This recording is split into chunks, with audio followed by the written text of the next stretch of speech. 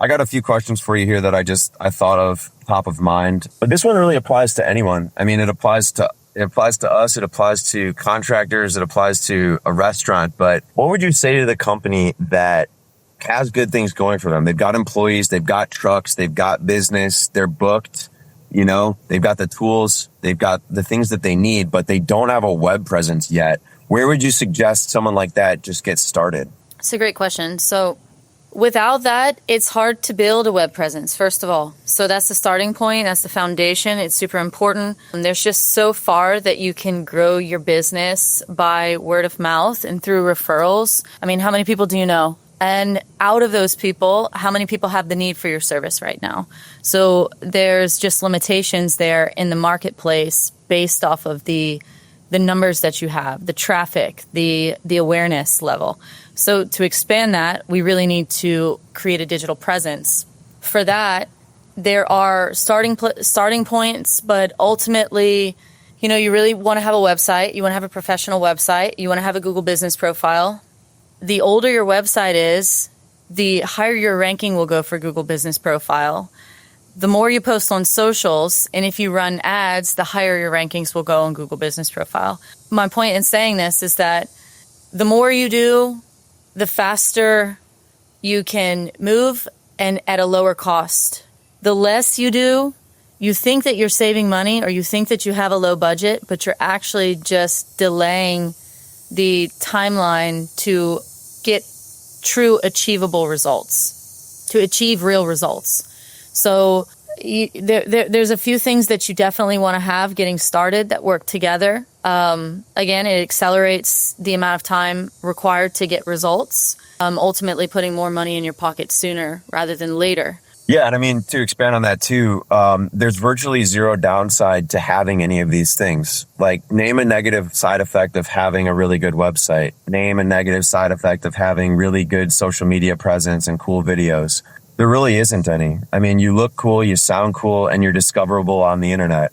You can, at a certain point, decide what jobs you don't want to take, but really what it brings is an abundance of inbound leads and awareness about who you are and your brand and your accessibility on the internet. So we tell this to clients all the time. I mean, there's virtually no downsides to having that. If the downside is having too much business, that you're having to hire more people or even say no to jobs, that's a good position to be in, where you're being selective because of the amount of traffic and awareness people have around your business. So I would second that. Like, I can't think of a real negative side effect or downside of having a good web presence unless you consider that having a lot of business and a lot of options in the marketplace.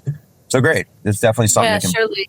One point I'd like to add in there is that even if you don't do a lot of marketing, you don't want to, your business is growing well, you have a lot of clientele, but to have the web presence to at least showcase the projects that you do, those referrals that you will get, they are going to, so say, you just did a pergola and a pool and this whole nice outdoor backyard landscaping for a client, and you post that online and you tag the person whose house you just did this work at, and they're a collaborator, and now their friends are seeing all this work that they just had done in their backyard.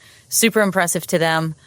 So showcasing your work and your projects, even if it's not in a paid way, it's just a matter of start to finish completing the projects, documenting the process, updating your website with project photos and project videos. So there's no ad spend required in this, but this essentially becomes your online portfolio, and your clients become your sales team. So you're tagging your clients in projects that you've done for them. They're sharing it with their friends and family. Their friends and family have the need for a similar type of project, and now they can go to your Instagram, they can go to your Facebook, they can go to your website, and the showcasing of the projects you've done more or less sell the job.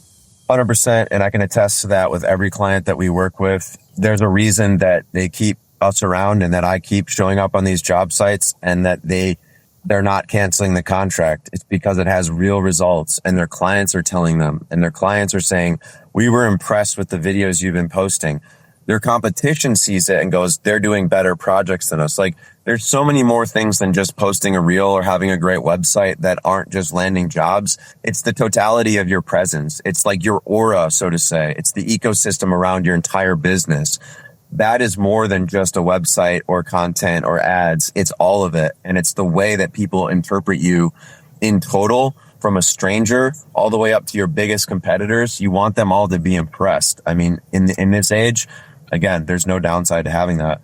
I want to parlay that into a question about websites, because before I had a deeper understanding about web development and what it really meant, before you and I connected and started building this business together, I knew websites mattered, but I didn't fully understand or comprehend what comprised a real website and why all those things matter and why it costs more than $500, right? I was talking to a potential client recently that told me that he had spent $800 on a website, and unsurprisingly, he was really disappointed with what it is, and he has to redo it now. And similarly, he spent $3,000 on a website, but with an amateur developer. And so he's reaching out to us to rebuild both of these websites. So that's $3,800 he spent on two things that didn't work. So I guess my question is, can you talk about the difference between a website that comes in at a $5K price point and why it costs that much versus, your $500 template just out of the gate? What is the difference between the two? Let's try to make this the most relatable for contractors. $250,000 house or $500,000 house, there's particular layouts, there's particular blueprints that they have. Just say, they have a particular style. They already have the plans drawn out. So we have a lot of people that say that they can build websites, but they don't have the plans. So there's no flow to it. There's no emphasis on layout for conversions, for lead collection, for site structure. All these things are very important. There's no emphasis on search engine optimization, URL structure. I mean, these things are very important and they matter. I mean, the most basic way that I can explain it is a contractor who doesn't know how to read a set of plans building your house versus a contractor who's working directly with the architect or design builder and knows everything about those plans, knows exactly what needs to happen. There's contractors out there who can't even read a set of plans. So obviously they're in trouble. And it's the same thing in our business. You have to understand the necessity of the homepage, the About Us page, the service pages, the forms that need to be on there, additional pages that are necessary for that industry. For instance, solar and electrical installation. There's a lot of people that are searching about the incentives related to solar than they are just looking for a solar company. So making sure that the right content's on there. Structure of the site, like I had mentioned before, URL structure. There's aspects that make sure that you're hiring someone that can showcase that beforehand, that this is what they're going to be doing and achieving. Otherwise, you're wasting your time. You think that the thing is you always think that you're saving money spending $500. Oh, well, I can get it done somewhere for $500. It's like, well, it's the difference between, we have a client of ours who he was getting his a hot tub put in his basement along with a lot of other things there, and he went with the cheap price, and he's now paid more than 4 times what he originally paid, and he's in a lawsuit. So you definitely want to avoid stuff like that by making sure that you're paying the true cost of what something is worth, and then it's done correctly the first time, so you don't have to pay for it a second and third and fourth time. Yeah, and a lot of times things sound good on the front, right? If you're busy, you're managing a lot of things. You're managing your clients, your employees. Running a business is chaotic. We know this. It's chaotic to run a business. There's a lot of things you need to think of. And oftentimes you get on a call with a web developer and it's like, hey, we're going to do this, this, and this. And it all sounds good. It's presented in a nice way. But if they do lack that sophistication, if they do lack that level of understanding of the industry that you're in, there's going to be site gaps. There's going to be oversight. There's going to be things that they do wrong and miss the mark. And unfortunately, you do a round trip with it. The point I was trying to make is that if you're bidding a job and you bid it at $75,000 and someone comes and undercuts it at $25,000, you know already that they're cutting corners. They're going to use inferior products. They're probably going to do it incorrectly. They're probably a novice, and there's no way that they could actually do that successfully at margin and have a long lasting product. You know that as a pro in your industry. When people are only doing on price and they're undercutting on price, they're trying to pay their rent. They're trying to pay their guys. They might just be new to it and don't understand how to bid correctly. There's a reason you invest money into the right things. You don't want to buy the cheapest tools. You don't want to hire the cheapest guy. Web development is no different. This is something that's going to be your web presence, your forward-facing thing about your company, and investing $5K into that in the long term, you make that back 10x, 100x, 500x. You can't even calculate the ROI because this is your digital real estate, the sign, the billboard, everyone's going to see. A one-time payment of $500 and then some maintenance or $5,000 and then maintenance on the back end is a small price to pay for the potential millions of dollars you're going to gain from just having it there. So it's a one-time investment versus doing it, being dissatisfied with it, going a round trip, having to hire another company. You spend double, triple, quadruple the amount and you lose time. That's the other thing. The opportunity cost of time. That's something none of us can get back. You can make more money. You can't get the time back. So do it right. Do it right the first time, and you'll be glad you did. And the flip side of that is the companies who are charging you hand over fist $30,000. I mean, we have clients who've come through and they paid $18,000 for their website, and it's they're not it's a simple website. It's not so make sure that if you get any outrageous prices, you're not paying for their real estate, their office, etc. There's a lot of cheating out there on that end too. I mean, a comparison here is I live in Houston and we just got a new AC and all new ductwork, and I got like 8 quotes here from local HVAC companies, and they were telling me it was going to be $18,000 just for the AC unit. So little do they know, my dad is a general contractor, and I ended up having a company come from New Orleans and do the entire job for $12,800. And to get it done here, everything included, the lowest price I got was $17,000. So, sometimes you just have to check and make sure. But at the least, they should be able to showcase the sophistication of what's required. And the price point should match for that. It shouldn't be completely overinflated, and it shouldn't be like too good to be true. Be wary of those types of situations. Yeah, buyer beware. More expensive doesn't always mean better. That's true across the board. And if someone's quoting you $40,000 for some website, unless it's a massive enterprise website there are some websites that absolutely should cost that because of the amount of work done. But generally speaking, if you're running a contracting company, an excavating company, a landscape company, those pages, those websites can be, complex and nuanced, but don't go paying $40,000 for your website. Like, call us first. We'll get you a better website and a better deal on that. So Catherine, I know this is a loaded question because there's a lot to it and a lot to unpack, and I wouldn't expect any audience member, unless they're a, high level marketer, to fully understand some of the things talked about here. But there's a really important thing going on with regard to Meta and paid traffic, and that is the Andromeda update, which has changed virtually all facets of how paid traffic and ads work on Instagram and Facebook. Can you bird's eye view break down for us what's going on in the Andromeda update and what it means for people who are currently marketing on Meta? Sure. So the basis of this is that Meta is spending $61 billion a year on their AI infrastructure. So everything is shifting. Manual audience targeting is a thing of the past. Creative is the targeting, but that comes into creative content diversification. Previously, and we know a lot of businesses like this, they were running one offer to one target audience with one content type. By content type, I mean face to camera. No longer working. With e-commerce stores, they were running just UGC ads. No longer working. So what is now required is called this fishbone effect, content diversification fishbone effect. So what's happening here is that you really need 8 to 10 creative types. By creative types, I mean face to camera, UGC, us versus them. So competitive ads, founder story, product demo, or service demo, testimonials, FAQs, positioning tests, feature benefit highlights. And what this does, these 8 to 10 types of content they naturally cover top of funnel, middle of funnel, and bottom of funnel.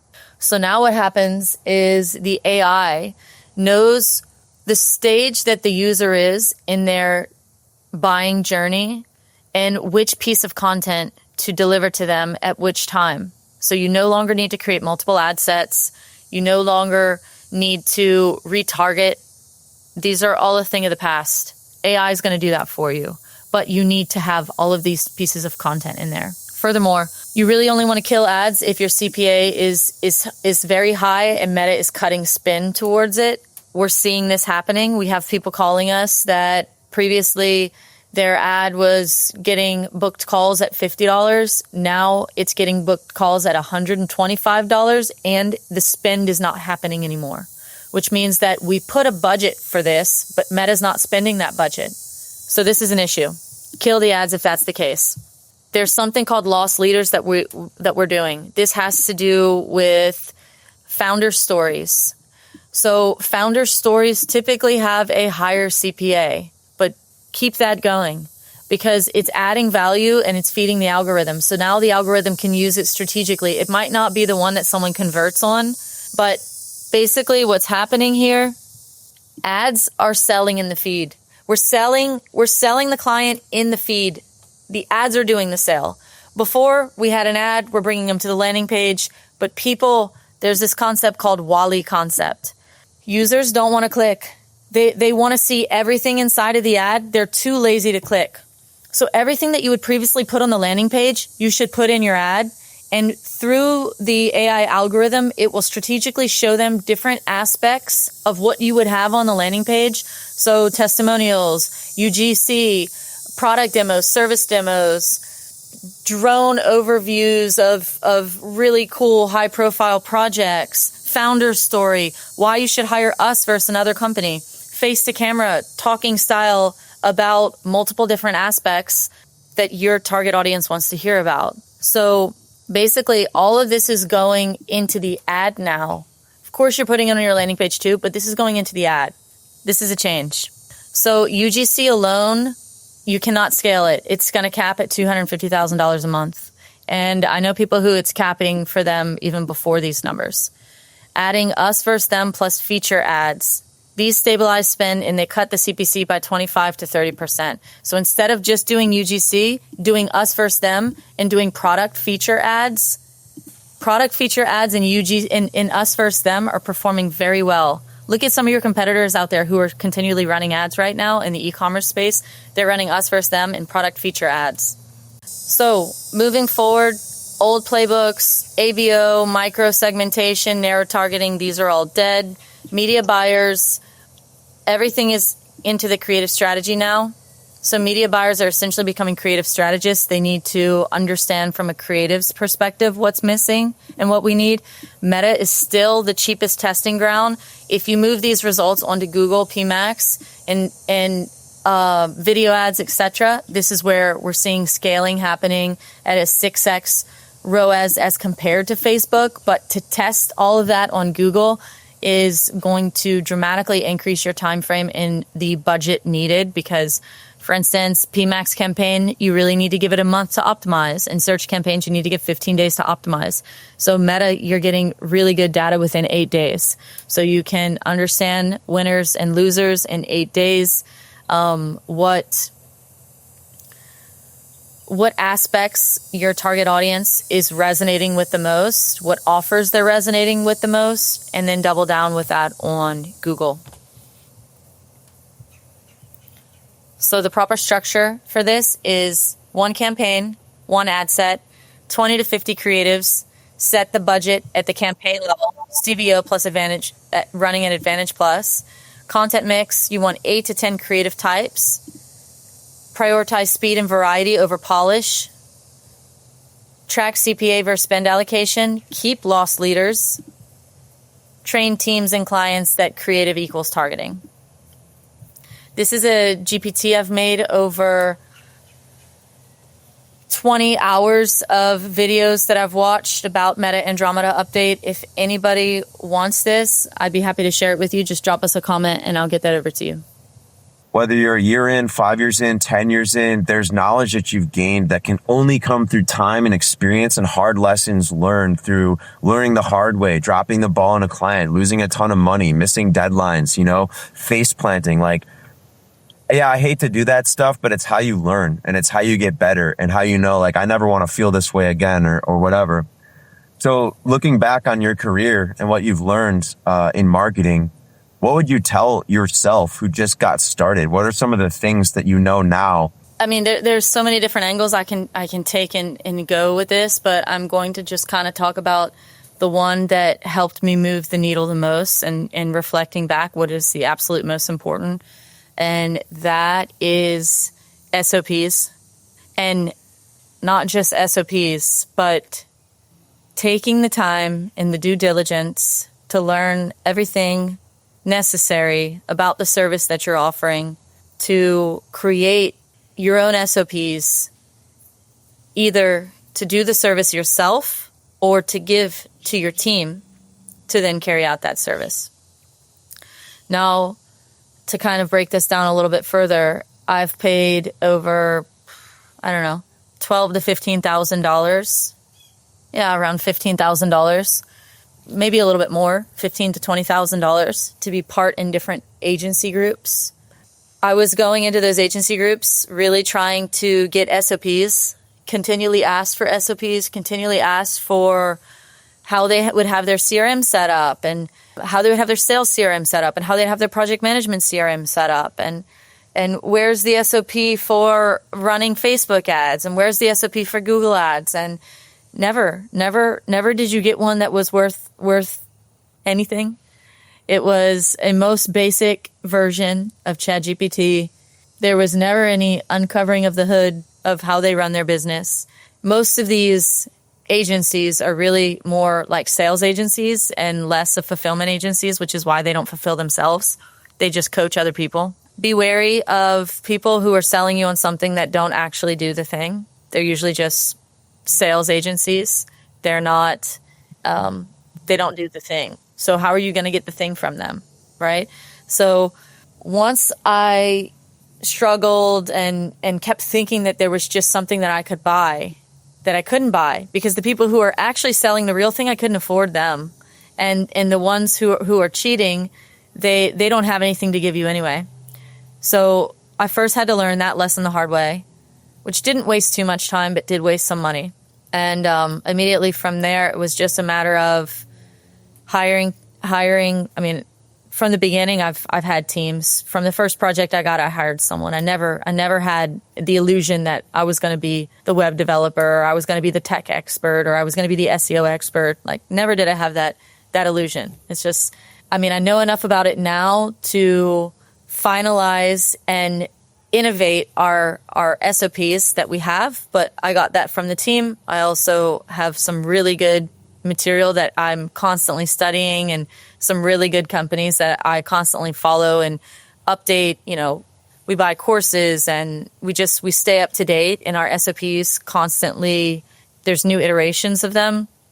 But I would say that was the biggest game changer of realizing that I needed to build this out myself, and you really need to put the hard work in for your own company. There's nothing that, money, unless you have a lot of money, maybe it can buy you a successful business, but it's really just, it's the hard work, it's the time, it's the dedication. That's the biggest lesson I've learned so far in business. Yeah, I agree with all that. I would say, looking back, I was also looking for a Hail Mary, some sort of, home run, grand slam, silver bullet, secret sauce, and realizing that it's the nitty gritty work that you're going to do yourself that's going to make the difference. And really realizing that it is the people that you surround yourself with, the team that you build, and the person that you are above anything else. You can buy all the fancy stuff, all the courses, all this stuff, and feel good about it. But the reality is you got to build a lot of it yourself. So get in there and start doing it. But also the investment, man. Don't be afraid of investing in the right things, because You can certainly waste a lot of time and money investing in the wrong things, but investing in the right people, investing in the right information, investing in things like marketing that do have tangible returns on the investment, like real numbers that come back to you. These are important things. And obviously biased as marketers, it's what we do, it's what we sell. But the reality is the reason we have clients is because we produce results for them. Just like you do. The reason people pay you for your business is because you give them something that they can't get anywhere else. And that's what we do. I would just round this off by saying, like, talking to the younger me who just got started is like, you're on the right track. Be more patient. Understand it's going to take time. You already know so much, but there's a lot left to learn. Trust your gut and intuition about people that you associate with. Like, you get a bad feeling about a vendor, it's usually kind of right. Also, don't say yes to everything either. I think this is true across the board in all industries. Money sounds great until you have a nightmare client and they're dragging you down. So like even in deck building or landscaping, like, get to a place where you can be selective with the clients that you bring on board so that you can work with people that you align with, from an energetic perspective where your calls are good with them and they respect you and you respect them and there's mutual things. I would say that, like, too, it's just get to a place where you can say no to certain jobs because you have an abundance of leads coming in. And honestly, to round that off, that comes from great marketing and having a great company. So